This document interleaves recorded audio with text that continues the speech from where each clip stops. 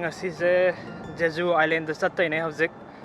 Jeju Island se akhoi kamai sakane hai matam da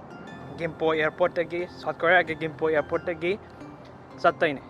flight tong chatai ne ada magi pung journey je Gimpo airport taina Jeju Island bo yobagi journey je pung amane ba to hojik chana sem salo ere thogle hojik अखोई जे metro दा लाकपने सिगी Subway जे हे फावगतपगा airport मनुंग दा ने हजिक लेरिसे माई मनुंग दा दम airport ते दम लाइए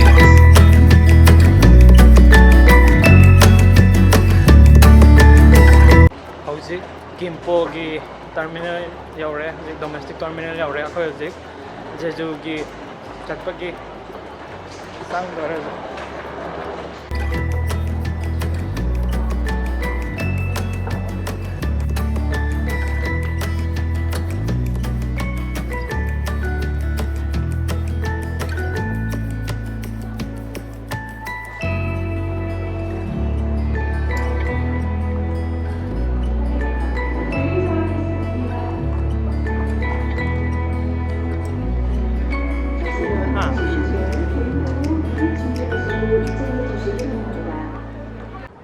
hojik boarding pass ki ngai re gate number 1 da la ya Jeju Island chan na gi damakta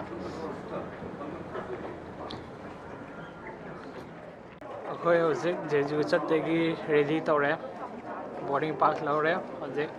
flight ki ngai lo re Jeju je Korea ki khoi gi tourist spot phaja ma phom amane island se kamai sakada gi haraga flight ta sakada bane ado hojik flight ready tawla re sattagi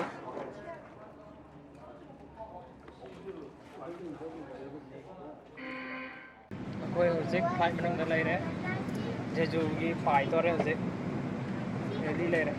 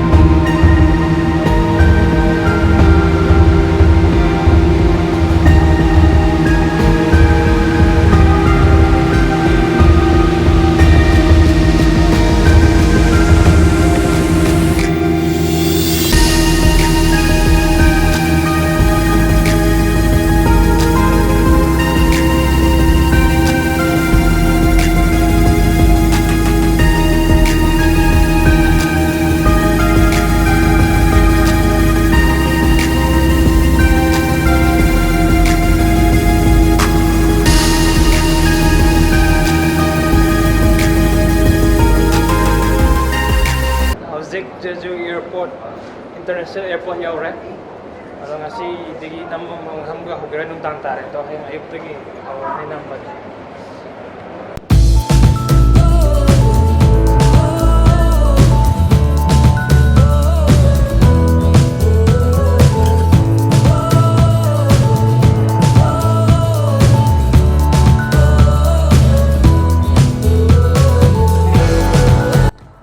ꯑꯩꯈꯣꯏ ꯍꯧꯖꯤꯛ ꯑꯦꯌꯔꯄꯣꯔꯠꯇꯒꯤ ꯊꯣꯛꯂꯛꯑꯦ ꯑꯗꯣ ꯍꯧꯖꯤꯛ ꯑꯩꯈꯣꯏ ꯀꯩꯅꯣ ꯆꯥꯐꯝ ꯑꯃꯗ ꯆꯪꯉꯦ ꯐꯨꯗ ꯄꯣꯏꯟꯠ ꯑꯃꯗ ꯑꯗꯣ ꯍꯧꯖꯤꯛ ꯑꯩꯈꯣꯏ ꯔꯥꯃꯤꯌꯣꯟ ꯆꯥꯒꯦ ꯇꯧꯔꯤ ꯔꯥꯃꯤꯌꯣꯟ ꯆꯥꯔ ꯃꯇꯨꯡꯗ ꯍꯧꯖꯤꯛ ꯖꯦꯖꯨ ꯑꯥꯏꯂꯦꯟꯁꯦ ꯑꯩꯅ ꯑꯍꯥꯟꯕ ꯈꯟꯕꯗ ꯁꯨꯝ ꯑꯥꯏꯂꯦꯟ ꯑꯣꯏꯅ ꯁꯨꯃꯥꯏꯅ ꯏꯆꯝ ꯆꯝꯅꯒ ꯂꯩꯔꯒ ꯇꯨꯔꯤꯁ ꯁ꯭ꯄꯣꯠ ꯀꯩꯅꯣ ꯇꯧꯕꯩ ꯃꯐꯝ ꯑꯣꯏ ꯈꯜꯂꯨꯕꯅꯦ ꯑꯗꯣ ꯌꯧꯔꯀꯥꯟꯗ ꯃꯐꯝꯁꯦ ꯌꯧꯔꯀꯥꯟꯗꯗꯤ ꯁꯣꯜꯗꯧ ꯇꯧ ꯂꯩꯔꯝꯃꯦ ꯑꯗꯣ ꯑꯩꯈꯣꯏ ꯍꯌꯦꯡ ꯅꯣꯡꯉꯥꯜꯂꯒ ꯆꯠꯄ ꯍꯧꯔꯅꯤ ꯅꯣꯡꯉꯥꯟꯕꯗꯒꯤ ꯑꯗꯣ ꯉꯁꯤꯒꯤꯗꯤ ꯂꯣꯏꯁꯜꯂꯒꯦ ꯑꯩꯒꯤ ꯖꯦꯖꯨ ꯑꯥꯏꯂꯦꯟꯒꯤ ꯃꯇꯨꯡ ꯇꯥꯕ ꯚꯤꯗꯤꯑꯣ ꯍꯥꯏꯗꯤ ꯐꯥꯔꯁ ꯗꯦꯒ ꯁꯦꯀꯦꯟ ꯗꯦꯒꯤ ꯚꯤꯗꯤꯑꯣꯗꯣ ꯃꯊꯪ ꯃꯅꯥꯎ ꯅꯥꯏꯅ ꯑꯗꯨꯝ ꯍꯥꯞꯆꯔꯛꯀꯦ ꯉꯁꯤꯒꯤꯗꯤ ꯚꯤꯗꯤꯑꯣ ꯑꯁꯤ ꯃꯇꯥꯡ ꯑꯁꯤꯗ ꯂꯣꯏꯁꯤꯟꯖꯔꯒꯦ ꯃꯌꯥꯝꯅ ꯑꯩꯒꯤ ꯚꯤꯗꯤꯑꯣ ꯑꯁꯤꯕꯨ ꯌꯦꯡꯕꯤꯕꯒꯤꯗꯃꯛꯇ ꯑꯁꯨꯛꯀꯤ ꯃꯇꯤꯛ ꯅꯨꯡꯉꯥꯏꯕ ꯐꯣꯡꯗꯣꯛꯆꯔꯤ Thank you so much for watching my video. Please do like and subscribe my channel. Thank you so much.